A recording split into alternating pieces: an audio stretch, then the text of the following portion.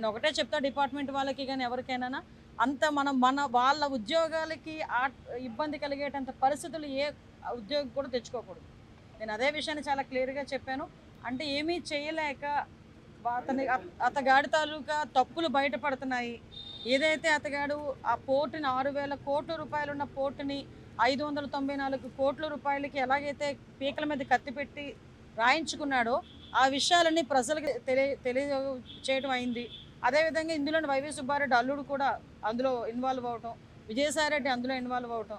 అంటే వీళ్ళ పరిస్థితులు ఎలా ఉన్నాయంటే 5 సంవత్సరాలు రాష్ట్రాన్ని మొత్తం భ్రష్టు పట్టించేసి, రాష్ట్రాన్ని సర్వనాశనం చేసేసి, రాష్ట్రంలో ఉన్న సంపదనంతటినీ దోపిడీ చేసి, ఆఖరికి రాష్ట్ర ప్రజల తాలూకా ఆస్తులు కానీ, ప్రభుత్వ సంస్థల తాలూకా ఆస్తులు కానీ, ప్రైవేటు సంస్థల తాలూకా ఆస్తులు కానీ అన్నీ కొల్లగొట్టి పీకల మీద కత్తిలు పెట్టి వాళ్ళ పేర్ల మీద రాయించుకొని ఈరోజు అవన్నీ కూడా బయటకు వస్తున్నాయన్న భయంతో చంద్రబాబు నాయుడు గారి మీద మాట్లాడితేనో, లోకేష్ గారి మీద మాట్లాడితేనో టాపిక్ డైవర్ట్ అవుతుంది అనే ఉద్దేశంతో నోటికి వచ్చినట్టు మాట్లాడే పరిస్థితి.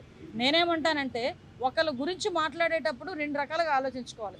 అవతల వ్యక్తి స్థాయి, అవతల వ్యక్తి వయసు, అట్ ద సేమ్ టైం మన స్థాయి, మన వయసు 2 కూడా ఆలోచన చేసుకోవాలి ఒక రాజకీయ నాయకుడు మాట్లాడేటప్పుడు.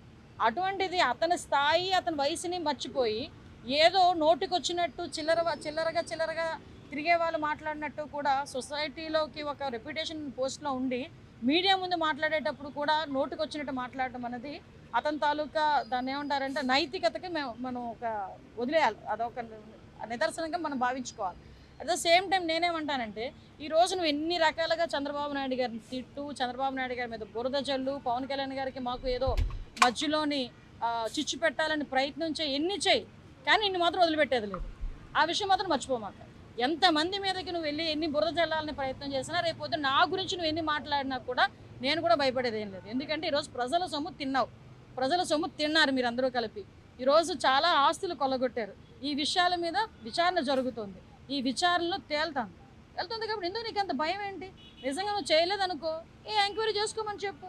దాని గురించి మాట్లాడటం అనేది చంద్రబాబు నాయుడు గారు వయసు గురించి ఎందుకు మాట్లాడతాడు ఈయన అసలు నాకు అర్థం కాదు. పవన్ కళ్యాణ్ గారు గురించి నువ్వు చంద్రబాబు నాయుడు గారి గురించి మధ్యలో చిచ్చుపెట్టడానికి ఎందుకు మాట్లాడతాడు ఈయన? అరే నువ్వు బయటకు వచ్చావు, మేము ఆరోపిస్తున్నాం కొన్ని సందర్భాల్లో. ఆరోపణలకు విషయం చెప్పు. ఈరోజు నా మీద ఎవరైనా ఆరోపించారనుకోండి, ఆ ఆరోపణలకు నేను సమాధానం చెప్తాను. దాని గురించి మాత్రం మాట్లాడరు వీళ్ళు. వెంటనే టాపిక్ డైవర్ట్ చేసే మాట్లాడే పరిస్థితి. లాస్ట్ 5 సంవత్సరాలు చేసి 11 తెచ్చుకున్నారు. మళ్ళీ ఈ 5 సంవత్సరాలు ఇదే కనుక చేస్తే ఆ 11 కూడా రావు గ్యారంటీగా.